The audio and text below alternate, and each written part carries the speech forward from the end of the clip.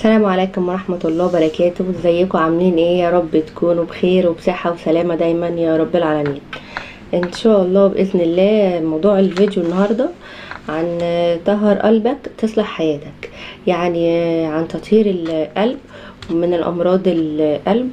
وان شاء الله ناوي اعمل مجموعة فيديوهات سلسلة كده هسميها ايه، طهر قلبك تصلح حياتك.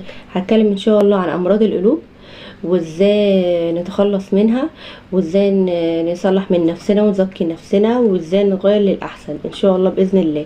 لان اي حد المفروض يحس او يلاحظ في نفسه اللي هو عنده مشكلة معينة لازم بيشتغل عليها لحد ما يصلحها. يعني لو حد تعبان مثلا، بدنه تعبان، جسمه تعبان، عنده مشكلة معينة في الكبد او عنده مشكلة معينة في القلب صحيا، بيروح لدكتور وبيقعد يلف عقبال ما يلاقي العلاج وياخد العلاج عشان خاطر ايه، يخف من المشكلة دي.